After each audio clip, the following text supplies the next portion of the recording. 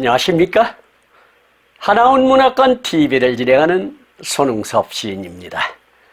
시청자와 문인 여러분, 오늘도 함께해 주셔서 감사합니다. 여러분, 제가 제공하는 방송을 보시고 조금이라도 도움이 되셨으면 좋겠습니다.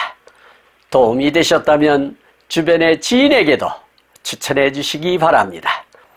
하나원 시인을 널리 알리는 것은 진행자의 사명이며 큰 보람입니다. 오늘 소개할 자서전은 나의 슬픈 반생기 챕터 109 약을 구한 후 다시 북행열차에를 소개하도록 하겠습니다. 약을 구한 후 다시 북행열차에는 1962년 7월 30일 사판으로 발행된 나의 슬픈 반생기 259페이지에 수록된 글을 근거로 방송하게 됨을 알려드립니다. 챕터 109 약을 구한 후 다시 북행열차에. 상해원에서 만난 여인의 말대로 나는 이튿날 대구의 동산병원을 찾았다. 처음에는 동산병원에 들어가는데 폭이나 주저하였다. 나 환자가 일반 병원에 들어가는 어색함에 혹시나 진찰을 거절이나 당하지는 않을까? 그러면 그 창피를 어떻게 할까? 나는 최대의 용기를 내고 피부과를 찾았다. 의사는 의외에도 나에게 의자를 권하면서 자세히 나의 말을 듣고 진찰을 한다. 의사에게 나는 다이아송을 나누어 달라고 요청하였다. 의사는 다이아송의 사용법을 설명하면서 한국에는 시험용으로 몇 병밖에 없으니 많이 나눠줄 수가 없다고 하며 30정을 처방전에다 쓰는 것이다. 약국에서 30정을 받고 약국의 요구대로 한 정에 10원씩 300원을 지불하고 나니 암만 생각하여도 30정은 한 달치밖에 되지 않아 약국의 여자 약제사에게 30정만 더 팔아달라고 졸랐다. 이 약을 구하자고 이북에서 월남하였으니 한 달치를 가지고 무슨 치료가 되겠습니까? 30정만 더 주세요. 애걸하니 여자 약제사는 이 약은 우리나라에 시험용으로 몇 병만 왔으니 무턱대고 나눠줄 수는 없는 것이지만 이북에서 오셨다 하시니 의사 선생님께 다시 가셔서 사정해 보십시오 하면서 처방전을 도로 준다. 억지가 사촌보다 좋다고 의사 선생님께 조르니 의사는 60정으로 고쳐준다. 다이아송 60정을 600원으로 사가지고 그날 밤 밤차에 서울행 기차로 대구를 떠났다. 이튿날 아침 서울에 도착하였다. 날씨는 구름이 저미하여 어둠컴컴하다. 길거리에는 다이아진이나 다이아진 고약이나 면도날이나 라이타돌이나 어린아이들의 소리, 아니 소리보다도 목숨을 걸고 쨍쨍하는 생존 투쟁의 거리를 걸어간다. 생존의 쇼윈도 같은 거리를 이방인처럼 걸었다. 본정, 현 충무로 입구의 천우당 약방에서 대풍자유 3병을 9,000원 주고 샀다. 오늘이 5월 단오날이라고 하는데 명절 같지도 않고 검은 구름이 서울의 산마다 가리고 있어 금방이라도 소낙비가 한 줄기 쏟아질 것만 같다. 집을 떠나온 지도 벌써 여러 날이 되어서 알이나 아우가 몹시도 보고 싶다. 또 그 후의 소식도 궁금하다. 오늘 밤이라도 월북할 생각이 조급하게 가슴을 조아든다. 거리의 벽보에는 보스턴 마라톤 왕 서윤복 선수 환영회를 중앙청 광장에서 거행한다는 것이 붙어 있다. 어쩐지 구경하고 싶은 생각에 오후 4시쯤 시청 앞을 지나 부민관, 현 민의원 의사당 앞의 포라타나스 우거진 가로수 밑을 걷는다. 벌써부터 구경꾼들은 포도 양쪽에 꽉꽉 차 있다. 우어우어 하는 환성과 박수 소리가 거리를 흔들고 요란한 가운데에 자동차의 푸른 올개간을 쓴 나지막한 키의 서윤복 선수로 보여지는 사람이 거수예를 하며 중앙쪽으로 천천히 간다. 족을 빛나게 한 서 선수에게 나도 만강의 격을 올리면서 그가 가는 방향을 따라서 중앙청 광장으로 들어갔다. 식을 마치고 푸슬비를 맞으며 5월 다루날인 6월 23일 서울을 하직하여 길을 정거장으로 간다. 시청 앞 덕수궁 앞에 다다를 무렵 미소 공동위원회 회의장이라는 이곳에는 물구비처럼 쏟아지는 군중들의 반탁 데모가 벌어지고 있다. 혼잡된 데모에 열광된 함성과 구호소리가 불길같이 일어나는 속을 미군 장갑차가 어마어마하게 기관포와 기관총을 겨누고 슬슬 데모의 군중을 해산시키려고 시도하고 있다. 미소 양대 사조가 물 끓어오르듯이 뒤섞여 오르는 남한 땅에서 역사의 혼잡이 갈 바를 모르고 난리되는 남한 땅의 불언을 목격하면서 월북하는 나의 심정은 울적하다. 저녁 때 부슬비는 개였다. 동두천 행의 열차에 탔다. 남한 땅 한 자욱 한 자욱의 감격을 안고 월남하던 이 길이 지금 서러운 한 자욱 한 자욱이 되어 고행하며 한치 한치가 38선을 다가서고 붉어진 땅 소비에트 영토화된 땅으로 가는 심경은 바로 도살장으로 가는 소의 울음과도 같은 울음을 터치려고 한다 라고 챕터 109를 기록하고 있습니다. 시청하시면서 혹 이해가지 않는 문장이 있었나요? 아니면 어려운 단어가 있었나요? 조금 더 깊이 있게 살펴보도록 하겠습니다. 첫 번째 단원을 보도록 하겠습니다. 상해원에서 만난 여인의 말대로 나는 이튿날 대구의 동산병원을 찾았다. 처음에는 동산병원에 들어가는데 퍽이나 주저하였다. 나 환자가 일반 병원에 들어가는 어색함에 혹시나 진찰을 거절이나 당하지나 않을까? 그러면 그 창피를 어떻게 할까? 나는 최대의 용기를 내고 피부과를 찾았다. 의사는 의외에도 나에게 의자를 권하면서 자세히 나의 말을 듣고 진찰을 한다.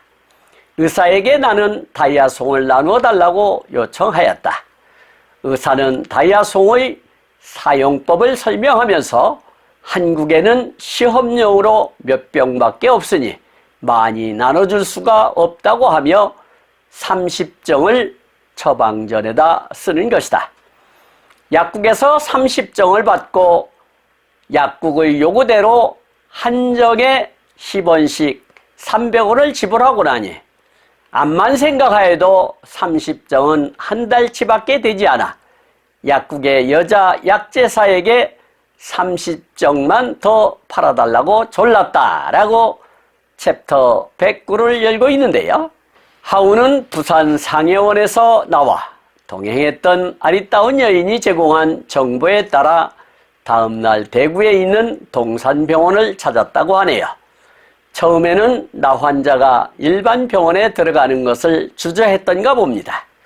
혹시 감히 나병 환자가 일반 병원에 드나든다고 핀잔이라도 받을까 해서겠지요. 그러나 피부과 의사는 친절하게 의자를 내주며 다이아송의 복용에 대하여 자세하게 설명을 하고 시험용으로 일부 들어왔기에 한 달치 30정만 처방을 해 주었다고 하네요.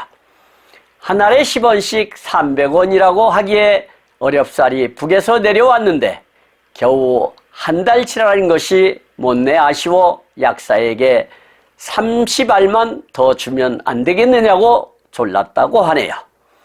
여기서 동산병원이라고 하는 것은 1895년 미국 북장로교회의 창설로 최초 대구부 남산정에 설치하였으며 미국 장로교 재중원이라고 칭했다고 합니다. 1913년 3월 현재의 장소로 신축 이전하여 1928년 2월 동산병원으로 개칭하였다고 합니다. 퍽이나 했는데 이 뜻은 썩 많이라는 뜻이 되겠고요. 주저라고 하는 것은 머뭇거리고 망설임을 뜻하는 말이 되겠습니다. 어색함이라고 하는 것은 격식이나 규범, 관습에 맞지 않아 부자연스럽거나 어울리지 않음을 뜻하는 말이 되겠고요. 창피라고 하는 것은 창피의 비표준어로 체면이 깎이는 일이나 안 입고 온 일을 당함을 뜻하는 말이 되겠습니다. 의외라고 하는 것은 생각했거나 기대했던 것과는 달리 전혀 뜻밖의 라는 뜻이 되겠고요. 30정이라고 하는 것은 30정을 30탄으로 잘못 표기했는데 약 30알을 뜻한다 하겠습니다. 처방전이라고 하는 것은 어떤 병을 다스리기 위한 약의 조제 방법을 적은 종이라고 할 수 있겠습니다. 그리고 암만이라고 하는 것은 주로 뒤에 뭐뭐어도 뭐뭐어야와 함께 쓰여 정도가 매우 심함을 나타낼 때 쓰이는 말이라 할 수 있겠습니다. 약제사라고 하는 것은 약사의 이전말로서 보건복지부로부터 면허를 받아 의사의 처방에 따라 약을 조제하는 등 약에 관한 일을 직업적으로 하는 사람을 뜻한다 할 수 있겠습니다. 다음 단원을 보도록 하겠습니다. 이 약을 구하자고 이북에서 월남하였으니 한 달치를 가지고 무슨 치료가 되겠습니까? 30정만 더 주세요. 애걸하니 여자 약제사는 이 약은 우리나라에 시험용으로 몇 병만 왔으니 무턱대고 나눠줄 수는 없는 것이지만 이북에서 오셨다 하시니 의사 선생님께 다시 가셔서 사정해 보십시오 하면서 처방전을 도루 준다. 억지가 사촌보다 좋다고 의사 선생님께 조르니 의사는 60정으로 고쳐준다. 다이아송 60정을 600원으로 사가지고 그날 밤 밤차에 서울행 기차로 대구를 떠났다. 이튿날 아침 서울에 도착하였다. 날씨는 구름이 저미하여 어두컴컴하다. 길거리에는 다이아찐이나 다이아찐 고약이나 면도날이나 라이타똘이나 라고 기록하고 있는데요. 하우는 약사에게 이 약을 구하려고 위험을 무릅쓰고 북에서 내려왔는데 겨우 한 달치로 무슨 효험을 보겠습니까? 사정을 설명하니 처방전을 돌려주며 의사에게 말씀을 드려보라고 했던가 봅니다. 의사에게 졸라대니 60정으로 수정을 하여 처방전을 받았다고 하네요. 약을 사들고 서울행 열차를 타고 다음날 아침에 도착했는데 날씨가 구질구질했던가 봅니다. 길거리에서는 노점상들이 호객행위를 하였던가 봅니다. 약품이 귀하던 시절이었고 제대로 된 약품이 귀하고 민간요법으로 만든 것들이 성행하던 시절이었으니 구슬목에 붙이는 다이아찐이나 다이아찐 고약을 크게 애쳐가며 팔았던가 봅니다. 덩달아 면도날이나 라이타똘 등이 노점상의 단골 거래품이었던 것으로 보아 그 당시의 풍경이 그려집니다. 여기서 애걸이라고 하는 것은 소원이나 요구 따위를 들어 달라고 애처롭고 간절하게 빔을 뜻하는 말이 되겠고요. 사정이라고 하는 것은 일의 형편이나 그렇게 된 까닭을 말하고 무엇을 간청함을 뜻하는 말이 되겠습니다. 억지라고 하는 것은 생각이나 주장을 무리하게 내세우거나 잘 안 될 일이나 해서는 안 될 일을 기어이 해내는 고집을 뜻하는 말이 되겠습니다. 사촌이라고 하는 것은 어버이의 친형제 자매의 아들이나 딸을 촌수로 따져서 이르는 말이 되겠고요. 조른이 했는데 조르다의 된소리로 차지고 끈덕지게 자꾸 요구하다라는 뜻이 되겠습니다. 점이라고 하는 것은 일본식 단어로서 구름이 낮게 떠돔을 뜻한다 할 수 있겠습니다. 다이아진이라고 하는 것은 술파디아진의 상품명으로서 1908년 아조염료를 연구하던 중 합성된 술파닐 아미드의 한 유도체 생체에 투여하면 장관에서 흡수가 빠르며 배설도 빠르다 합니다. 폐렴균, 수막염균, 임균, 연쇄상구균, 포도상구균, 대장균, 정리균 등에 의한 감염증에 유효하다 합니다. 고약이라고 하는 것은 환부에 바르는 약재로서 부드러워서 바로 바를 수 있는 연고와 굳어 있어서 녹여 발라야 하는 경고로 나뉜다 할 수 있겠습니다. 라이타돌이라고 하는 것은 라이터에 끼워서 불을 일으키는 철 30%와 세롬 70%로 이루어진 합금을 뜻한다 할 수 있겠습니다. 다음 단원을 보도록 하겠습니다. 어린아이들의 소리, 아니 소리보다도 목숨을 걸고 쨍쨍하는 생존투쟁의 거리를 걸어간다. 생존의 쇼윈도 같은 거리를 이방인처럼 걸었다. 본정, 현 충무로 입구에 천우당 약방에서 대풍자유 3병을 9,000원 주고 샀다. 오늘이 5월 단오날이라고 하는데 명절 같지도 않고 검은 구름이 서울의 산마다 가리고 있어 금방이라도 소낙비가 한 줄기 쏟아질 것만 같다. 집을 떠나온 지도 벌써 여러 날이 되어서 알이나 아우가 몹시도 보고 싶다. 또 그 후의 소식도 궁금하다. 오늘 밤이라도 월북할 생각이 조급하게 가슴을 조아든다라고 기술하고 있는데요. 하우는 대구에서 열차로 서울에 도착했는데 지금의 충무로 거리로 걸어가니 아마도 노점상으로 난장판처럼 시끌벅적했던가 봅니다.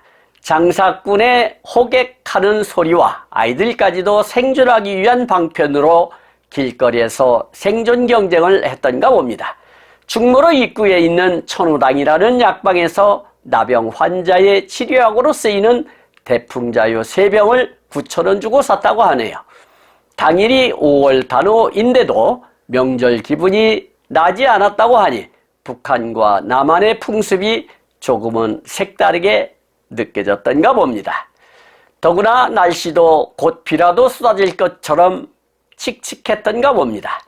집 떠나온 지도 여러 날이 지나 동생의 소식도 궁금하고 사랑하는 연인 알의 소식도 궁금하여 당장 오늘이라도 북행열차를 타고 싶었던 것으로 보여집니다. 여기서 쇼윈도라고 하는 것은 길에 다니는 사람들이 상점 안의 진열대에 있는 상품을 볼 수 있도록 유리를 댄 창을 뜻한다 할 수 있겠습니다. 이방인이라고 하는 것은 다른 나라 사람을 뜻하는 말이 되겠고요. 본정이라고 하는 것은 일제강점기 충무로를 이르던 말이라 할 수 있겠습니다. 천우당 약방이라고 하는 것은 일본인 매약업자들은 1898년 이래 서울에서 아라이 약방, 야마키시 천우당 약방, 기타시마 약방, 모리카와 약방, 기무라 약방 등을 운영하였다고 합니다. 단오라고 하는 것은 우리나라 명절의 하나로서 음력 5월 5일로 그네뛰기나 씨름, 탈춤, 가면극 등의 놀이를 즐기며 여자들은 창포물에 머리를 감는 풍습이 있었다고 합니다. 월북이라고 하는 것은 38선이나 휴전선 이북으로 넘어감을 뜻하는 말이 되겠고요. 조급이라고 하는 것은 참을성 없이 매우 급하다라는 뜻이 되겠습니다.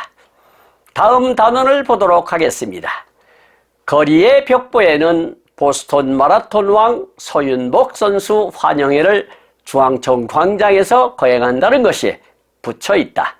어쩐지 구경하고 싶은 생각에 오후 4시쯤 시청 앞을 지나 부민관 현 민의원 의사당 앞에 포라타나스 우거진 가로수 밑을 걷는다.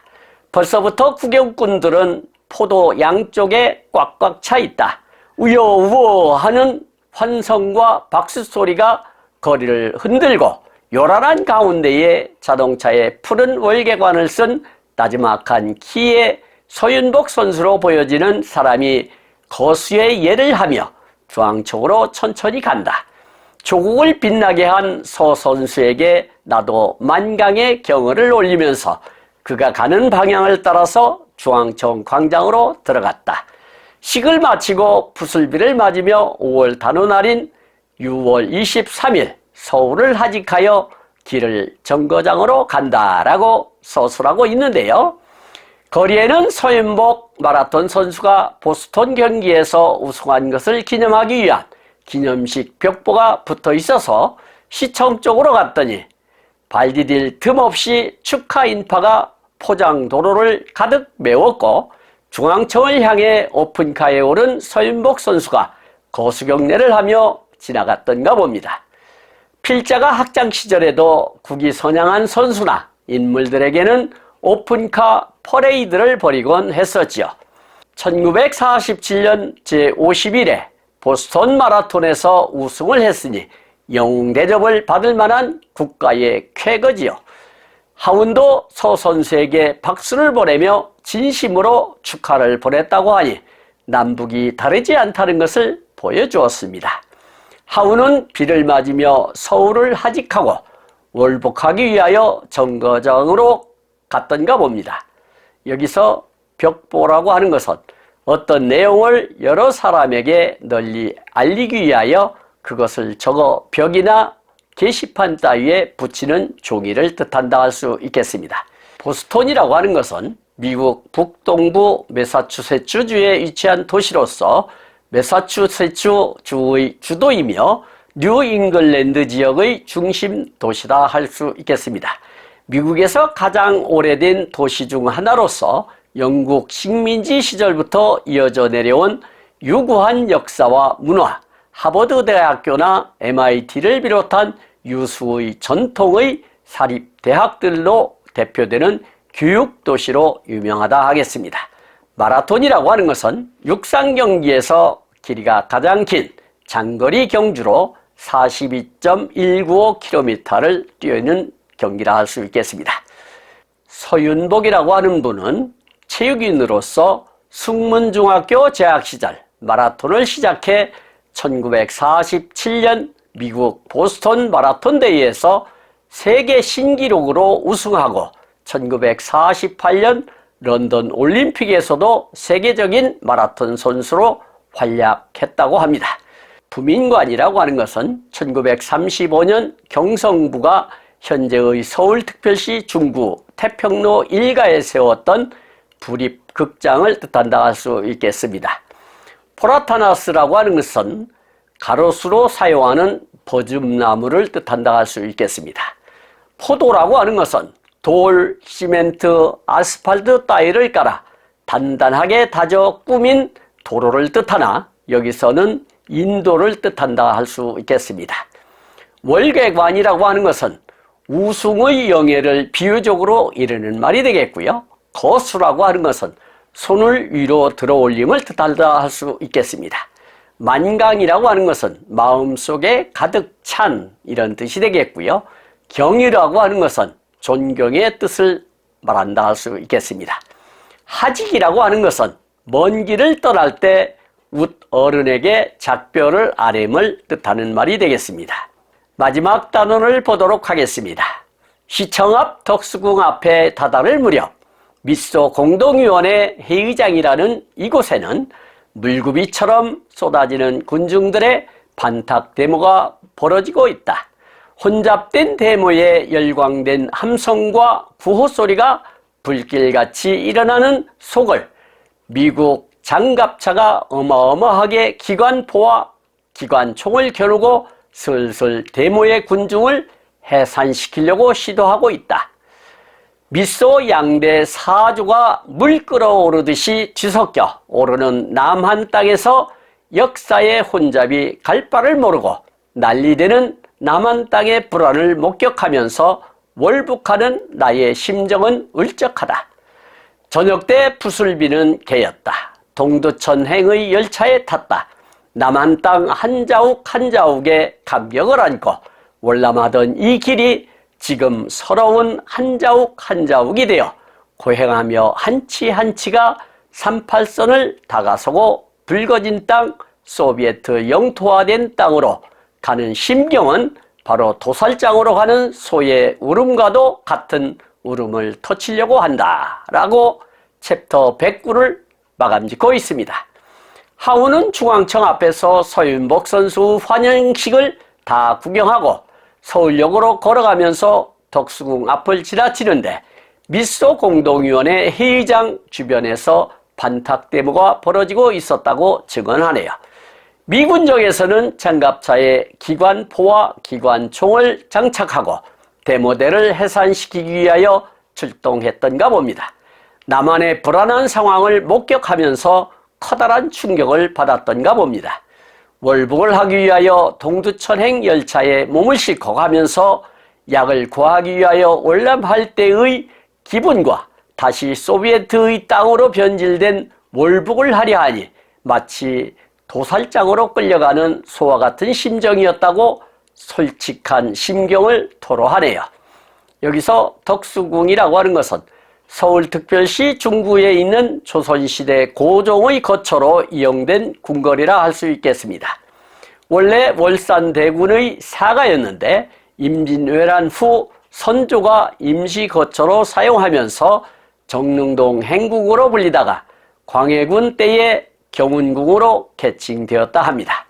1897년 고종이 러시아 공사관에서 이곳으로 거처를 옮긴 후부터 중화전을 비롯한 전각들이 세워졌다 합니다.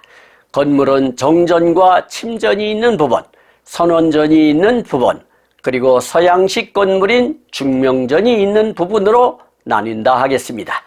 고종의 제2 말년 약 10년간 정치적 혼란의 주무대가 된 장소였고 1907년 순종에게 양위하고 이곳에 머무르게 되면서 덕수궁으로 이름을 바꾸었다 합니다. 미소 공동위원회라고 하는 것은 1945년 12월의 모스크바 협정에 따라 한국의 신탁 통치와 완전 독립 문제를 토의하기 위하여 1946년 1월에 미국과 소련의 대표가 서울에서 조직한 위원회를 뜻한다 할 수 있겠습니다. 반탁이라고 하는 것은 신탁 통치를 반대함을 뜻하는 말이 되겠고요. 장갑차라고 하는 것은 화력에 대비하여 철판 따위로 싸고 무기를 장비한 차량을 뜻한다 할 수 있겠습니다.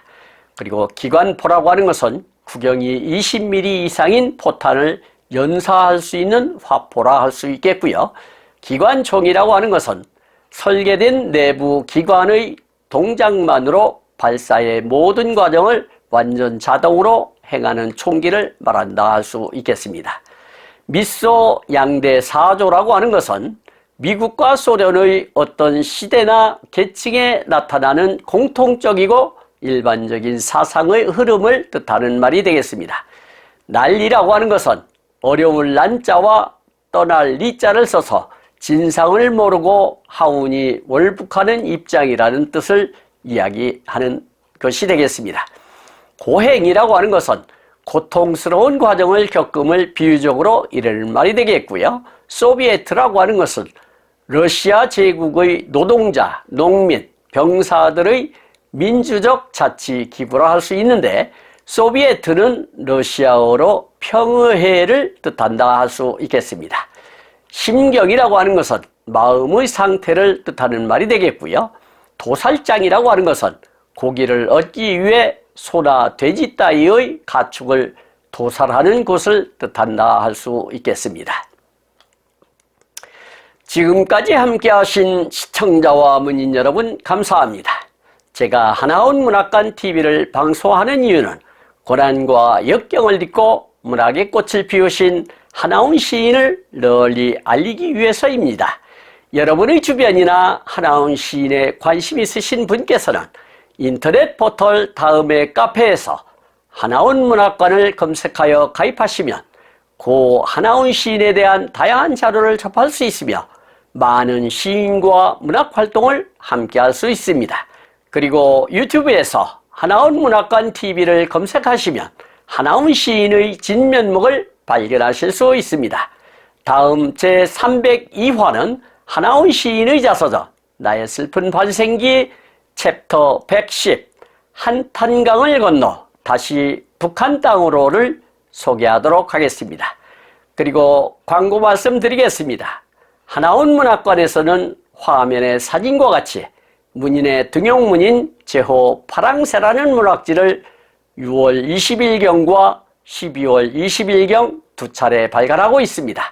화면의 안내와 같이 2025년 전반기에 발행하는 파랑새 제11집에 기고하여 주시기 바랍니다.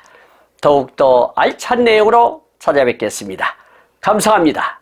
진행의 손흥섭이었습니다.